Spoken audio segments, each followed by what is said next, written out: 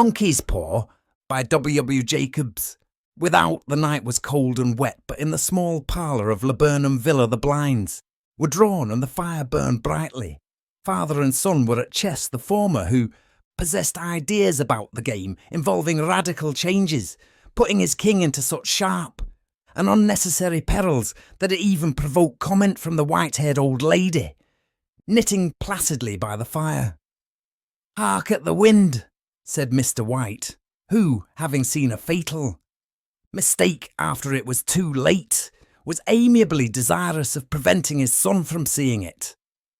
"I'm listening," said the latter, grimly surveying the board as he stretched out his hand. "Check." "I should hardly think that he'd come tonight," said his father, with his hand poised over the board. "Mate," replied the son, "that's the worst of living so far out," bawled Mr. White with sudden and unlooked-for violence. "Of all the beastly, slushy, out-of-the-way places to live in, this is the worst. Pathways are bog and the roads a torrent. I don't know what people are thinking about. I suppose because only 2 houses in the road are let, they think it doesn't matter." "Never mind, dear," said his wife soothingly. "Perhaps you'll win the next one." Mr. White looked up sharply, just in time to intercept a knowing glance between mother and son. The words died away on his lips, and he hid a guilty grin in his thin, grey beard. "There he is," said Herbert White, as the gate banged to loudly and heavy footsteps came toward the door. The old man rose with hospitable haste, and opening the door, was heard condoling with the new arrival. The new arrival also condoled with himself, so that Mrs. White said, "Tut, tut," and coughed gently as her husband entered the room, followed by a tall, burly man, beady of eye and rubicund of visage. "Sergeant Major Morris, team, and he said, introducing him. The Sergeant Major shook hands, and taking the pro-arid seat by the fire, watched contentedly, while his host got out whiskey and tumblers, and stood a small copper kettle on the fire. On the third glass, his eyes got brighter, and he began to talk. The little family circle regarding with eager interest this visitor from distant parts, as he squared his broad shoulders in the chair and spoke of wild scenes and doughty deeds, of wars and plagues and strange peoples. 21 years of it," said Mr. White, nodding at his wife and son. "When he went away, he was a slip of a youth in the warehouse. Now look at him. He don't look to have taken much." Said Mrs. White politely. "I'd like to go to India myself," said the old man, "just to look round a bit, you know." "Better where you are," said the Sergeant Major, shaking his head. He put down the empty glass, and sighing softly, shook it again.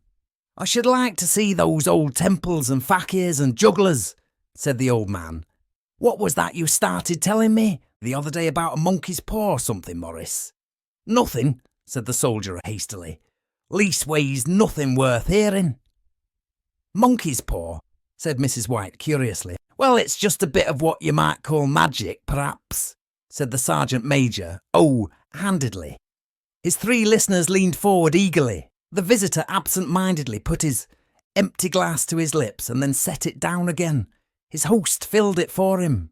"To look at," said the Sergeant Major, fumbling in his pocket, "it's just an ordinary little paw, dried to a mummy." He took something out of his pocket and pro-aired it. Mrs. White drew back with a grimace, but her son, taking it, examined it curiously. "And what is there special about it?" inquired Mr. White as he took it from his son, and having examined it, placed it upon the table. "It had a spell put on it by an old fakir," said the Sergeant Major, "a very holy man. He wanted to show that fate ruled people's lives, and that those who interfered with it did so to their sorrow. He put a spell on it so that 3 separate men could each have 3 wishes from it. His manner was so impressive that his hearers were conscious that their light." Laughter jarred somewhat. "Well, why don't you have 3, sir?" said Herbert White, cleverly. The soldier regarded him in the way that Middle Age is wont to regard presumptuous youth. "I have," he said quietly, and his blotchy face whitened. "And did you really have the 3 wishes granted?" asked Mrs. White. "I did," said the Sergeant Major, and his glass tapped against his strong teeth. "And has anybody else wished?" persisted the old lady.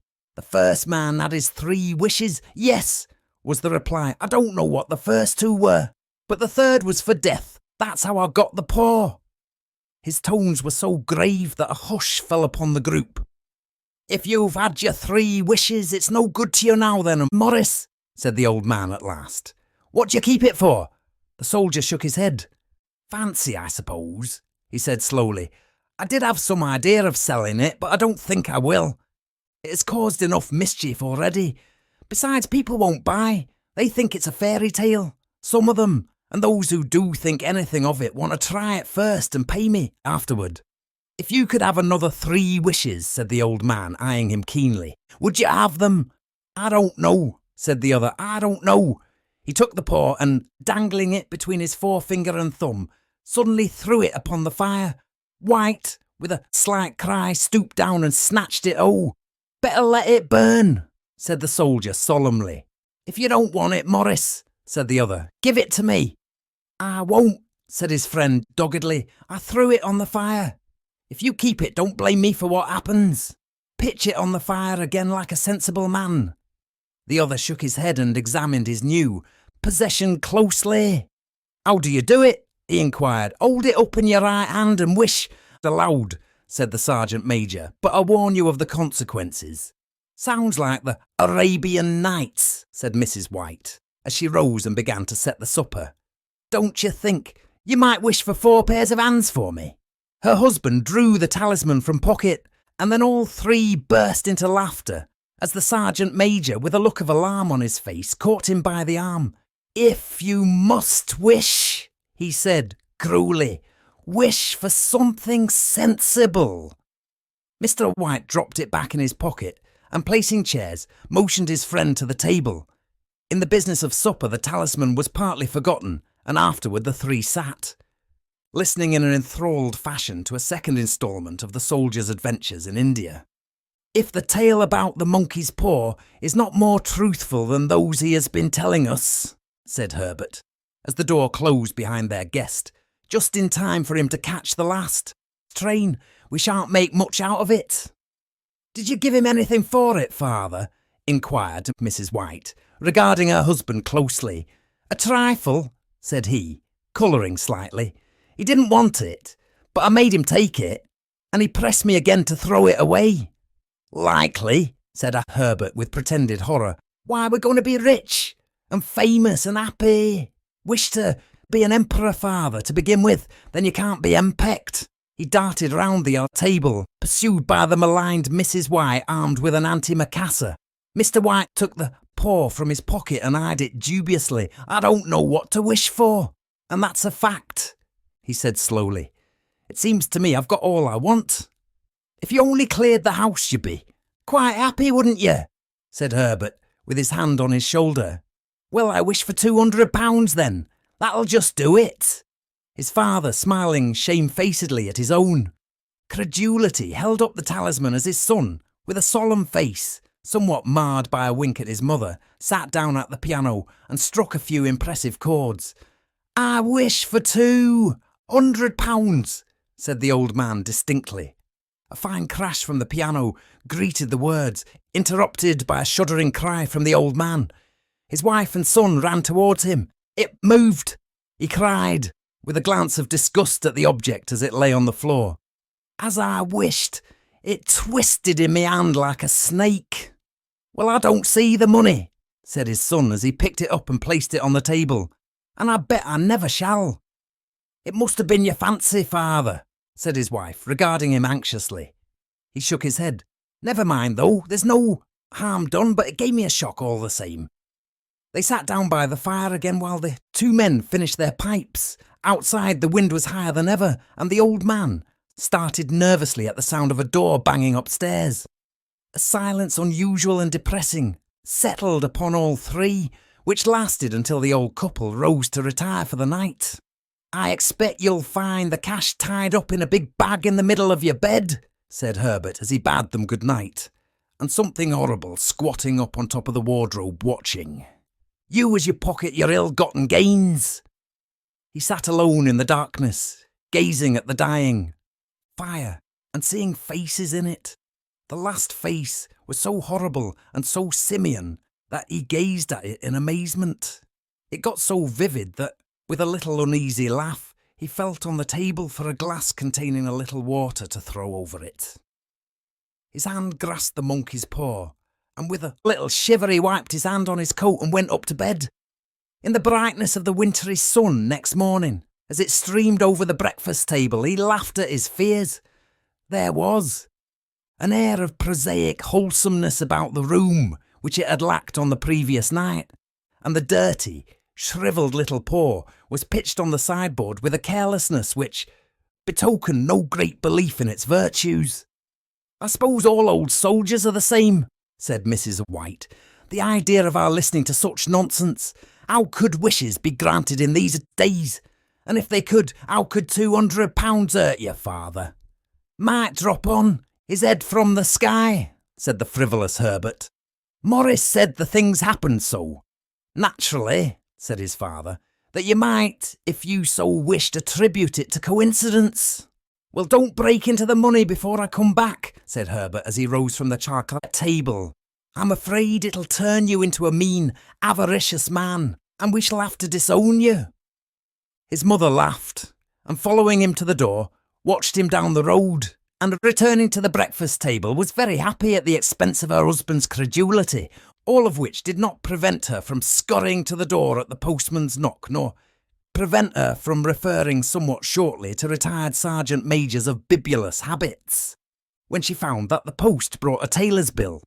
"Herbert will have some more of his funny remarks, I expect, when he comes home," she said as they sat at dinner. "I dare say," said Mr. White, pouring himself out some beer, "but for all that the thing moved in me hand that I'll swear to." "You thought it did," said the old lady soothingly. "I say it did," replied the other. "There was no thought about it. What's the matter?" His wife made no reply. She was watching the mysterious movements of a man outside who, peering in undecided fashion at the house, appeared to be trying to make up his mind to enter. In mental connection with the £200, she noticed that the stranger was well dressed and wore a silk hat of glossy newness. 3 times he paused at the gate and then walked on again. The 4th time he stood with his hand upon it, and then with sudden resolution flung it open and walked up the path. Mrs. White at the same moment placed her hands behind her and, hurriedly unfastening the strings of her apron, put that useful article of apparel beneath the cushion of her chair. She brought the stranger, who seemed ill at ease, into the room.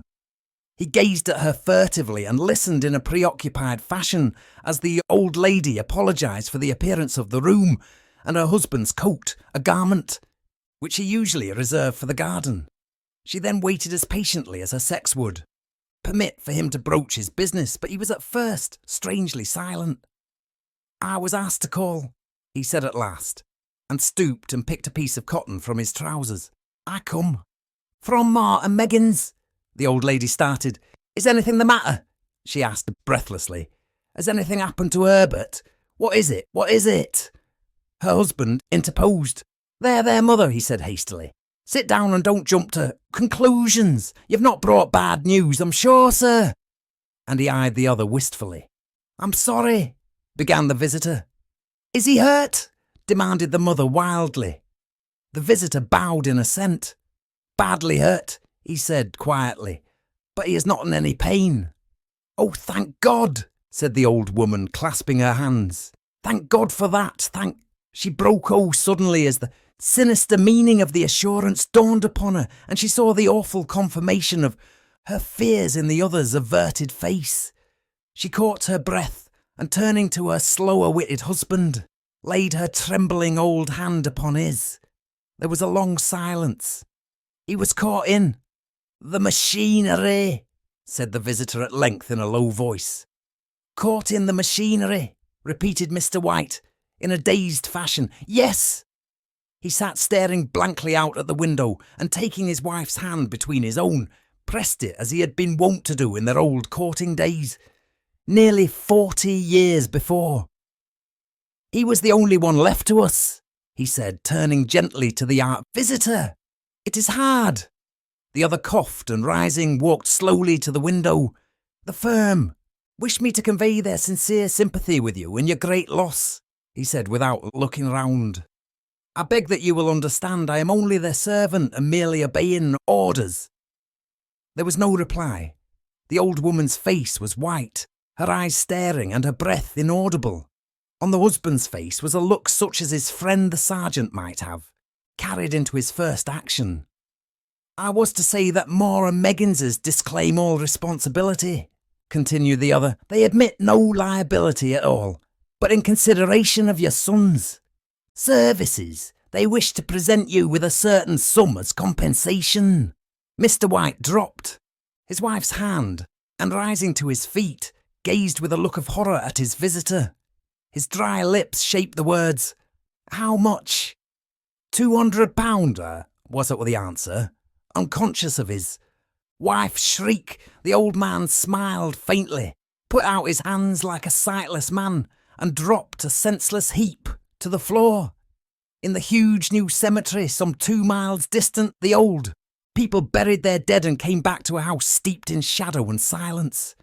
It was all over so quickly that at first they could hardly realise it and remained in a state of expectation as though of something else to happen, something else which was to lighten this load too heavy for old hearts to bear.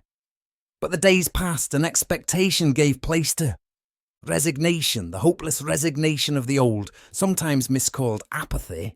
Sometimes they hardly exchanged a word, for now they had nothing to talk about, and their days were long to weariness. It was about a week after that the old man, waking suddenly in the night, stretched out his hand and found himself alone.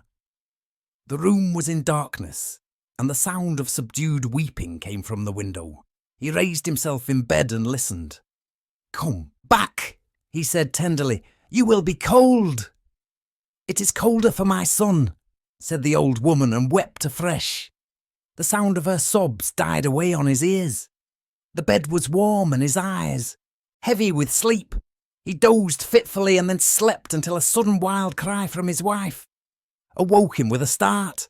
"The paw!" she cried wildly. "The monkey's paw!" He started up in alarm. Where is it? What's the matter?" She came stumbling across the room toward him. "I want it," she said quietly. "You've not destroyed it?" "It's in the parlour, on the bracket," he replied, marvelling. "Why?" she cried, and laughed together, and bending over, kissed his cheek. "I only just thought of it," she said hysterically. "Why didn't I think of it before? Why didn't you think of it?"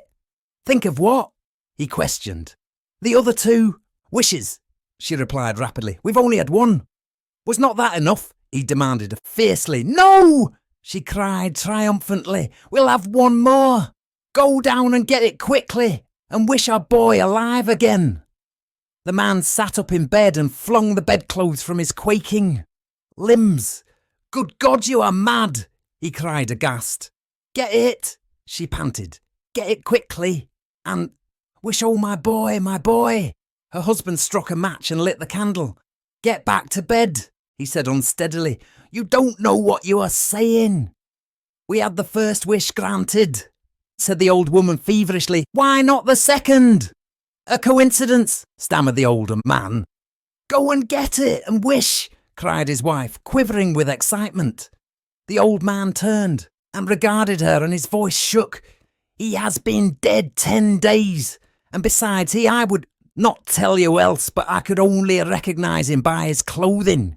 If he was too terrible for you to see, then how now?" "Bring him back," cried the old woman, and dragged him toward the door. "Do you think I fear the child I've nursed?" He went down in the darkness and felt his way to the parlour and then to the mantelpiece. The talisman was in its place, and a horrible fear that the unspoken wish might bring his mutilated son before him ere he could escape from the room seized upon him, and he caught his breath as he found that he had lost the direction of the door. His brow cold with sweat, he felt his way round the table and groped along the wall until he found himself in the small passage with the unwholesome thing in his hand. Even his wife's face seemed changed as he entered the room. It was white and expectant, and to his fears seemed to have an unnatural look upon it. He was afraid of Her. Wish, she cried in a strong voice. It is foolish and wicked, he faltered. Wish, repeated his wife. He raised his hand. I wish my son alive again. The talisman fell to the floor, and he regarded it fearfully. Then he sank trembling into a chair as the old woman, with burning eyes, walked to the window and raised the blind. He sat until he was chilled with the cold, glancing occasionally at the figure of the old woman peering through the window. That candle end, which had burned below the rim of the china candlestick, was throwing pulsating shadows on the ceiling and walls until, with a flicker larger than the rest, it expired. The old man, with an unspeakable sense of relief at the failure of the talisman, crept back to his bed, and a minute or two afterward the old woman came silently and apathetically beside him. Neither spoke, but lay silently listening to the ticking of the clock. A stair creaked and a squeaky mouse scurried noisily through the wall. The darkness was oppressive, and after lying for some time screwing up his courage, he took the box of matches and, striking one, went downstairs for a candle. At the foot of the stairs the match went out, and he paused to strike another, and at the same moment a knock, so quiet and stealthy as to be scarcely audible, sounded on the front door. The matches fell from his hand and spilled in the passage. He stood motionless, his breath suspended until the knock was repeated. Then he turned and fled swiftly back to his room and closed the door behind him. A third knock sounded through the house. "What's that?" cried the old woman, starting up. "A rat," said the old man in shaking tones. "A rat. It passed me on the stairs." His wife sat up in bed, listening. A loud knock resounded through the house. "It's Herbert!" she screamed. "It's Herbert!" She ran to the door, but her husband was before her, and catching her by the arm, held her tightly. "What are you going to do?" he whispered hoarsely. "It's me boy. It's Herbert," she cried, struggling mechanically. "I forgot. It was 2 miles away. What are you holding me for? Let go. I must open the door." "For God's sake, don't let it in," cried the old man, trembling. "You're afraid of your own son," she cried, struggling. "Let me go. I'm coming, Herbert. I'm coming." There was another knock and another. The old woman, with a sudden wrench, broke free and ran from the room. Her husband followed to the landing and called after her appealingly as she hurried downstairs. He heard the chain rattle back and the bottom bolt drawn slowly and stylily from the socket. Then the old woman's voice, strained and panting. "The bolt!" she cried loudly. "Come down. I can't reach it." But her husband was on his hands and knees, groping wildly on the floor in search of the paw. If he could only find it before the thing outside got in. A perfect fusillade of knocks reverberated through the house, and he heard the scraping of a chair as his wife put it down in the passage against the door. He heard the creaking of the bolt as it came slowly back, and at the same moment he found the monkey's paw and frantically breathed his third and last wish. The knocking ceased suddenly, although the echoes of it were still in the house. He heard the chair drawn back and the door opened. A cold wind rushed up the staircase, and a long loud wail of disappointment and misery from his wife gave him courage to run down to her side and then to the gate beyond. The street lamp flickering opposite shone on a quiet and deserted road.